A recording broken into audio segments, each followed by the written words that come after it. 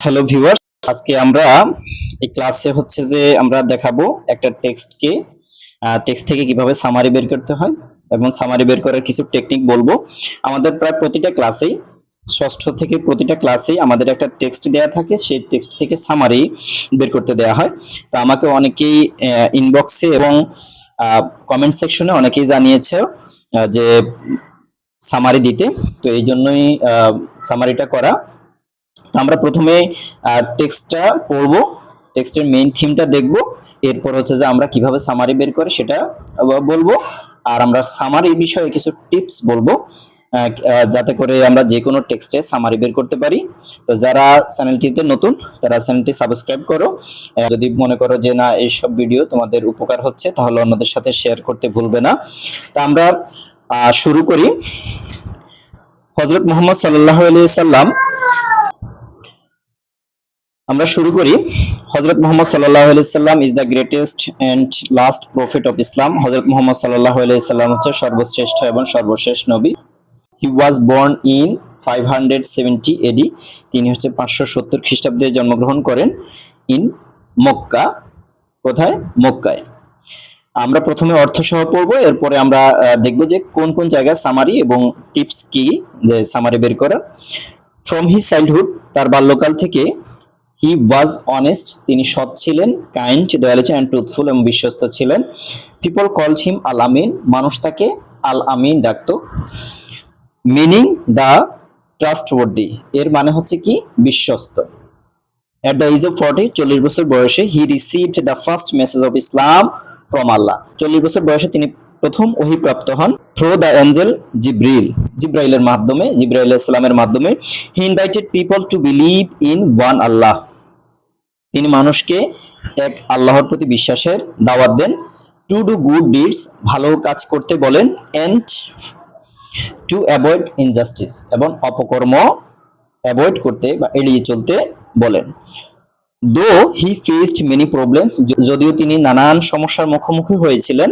He never gave up, তিনি কখনো ছেড়ে দেননি, তিনি কখনো এটা ইস্তফা দেননি। He is the best example for all Muslims, তিনি সকল মুসলিমের জন্য একটা উত্তম উদাহরণ। His life is full of lessons, তার পুরো জীবনটাই শিক্ষায় পূর্ণ। We should follow his teaching, আমাদের উচিত তার শিক্ষাগুলোকে অনুসরণ করা। টু বিকাম বেটার মুসলিমস, একজন ভালো মুসলিম হতে।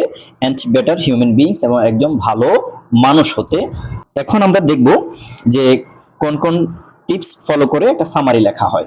প্রথমে একটা সামারি লিখতে খেয়াল করতে হবে যে মেইন আইডিয়াটা কি, মেইন আইডিয়া বুঝতে হবে। তো এই টেক্সটের মধ্যে মেইন আইডিয়াটাকে, মেইন আইডিয়াটা হচ্ছে যে, যেমন আমরা যদি রাসূল সাল্লাল্লাহু আলাইহি সাল্লাম পরিচয় দিয়েছে এবং রাসূল সাল্লাল্লাহু আলাইহি সাল্লামের কিছু বৈশিষ্ট্যের কথা বলেছে, এরপরে তিনি যে ইসলাম প্রচার করেছেন সে কথা বলেছে, এবং সর্বশেষ তার জীবন যে আমাদের জন্য অনুসরণীয় সেই কথাটাটুকু বলেছে।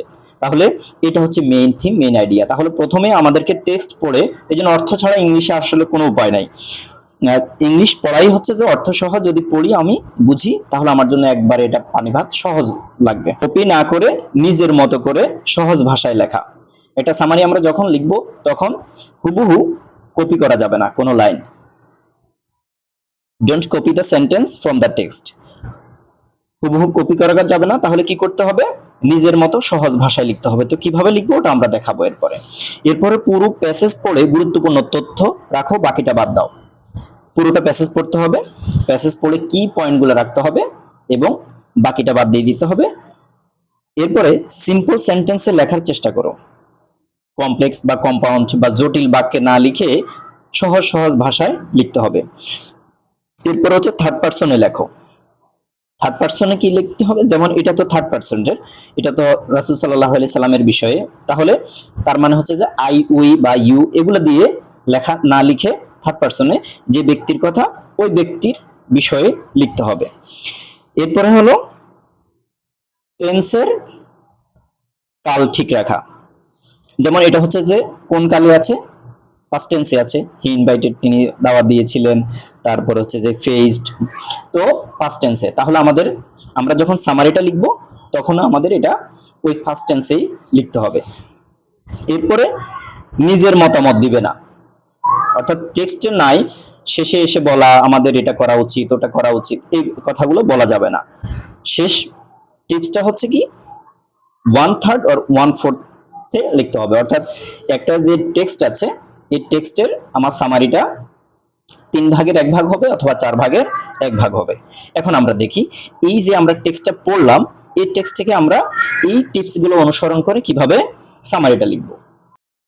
দেখো আমাদের প্রথমে গুরুত্বপূর্ণ লাইনের মধ্যে বলছে হযরত মুহাম্মদ সাল্লাল্লাহু আলাইহি ওয়াসাল্লাম is the greatest and the last prophet of Islam. তাহলে আমরা এই লাইনটাকে এটাকে আসলে প্যারাফ্রেজ করে লিখতে হয়। প্যারাফ্রেজ মানে হচ্ছে যে একটু ভিন্ন ভাষায়, একটু যদি অ্যাক্টিভে থাকে তাহলে প্যাসিভি করে, অথবা তথ্যের মূল জায়গা ঠিক থাকবে কিন্তু নিজের মতো করে লিখবে প্যারাফ্রেজ করে। তো আমরা অনেকে প্যারাফ্রেজ বুঝি না, যাই হোক আমরা বাস্তবতায় দেখি। যেমন আমরা এই লাইনটাকে লিখতে পারি কি, প্রফেট মুহাম্মদ সাল্লাল্লাহু আলাইহি সাল্লাম is the last messenger of Islam, এই কথাটা আমরা বলতে পারি। তাহলে এখানে সব ঠিক থাকলো, শুধু is the last messenger of Islam এই কথাটা বলতে পারি। এরপরে তার কিছু গুণাগুণ দিয়েছে এখানে। তাহলে এখানে একটার মধ্যে বলছে কি, পিপল কল্ড হিম আলামিন মিনিং দ্য ট্রাস্টওয়ার্দি। তাহলে এটাকে আমরা অ্যাক্টিভে আছে, তাহলে এটা প্যাসিভে করে লিখতে পারি, যেমন হি ওয়াজ কল্ড আলামিন অর ট্রাস্টওয়ার্দি এই কথা বলতে পারি।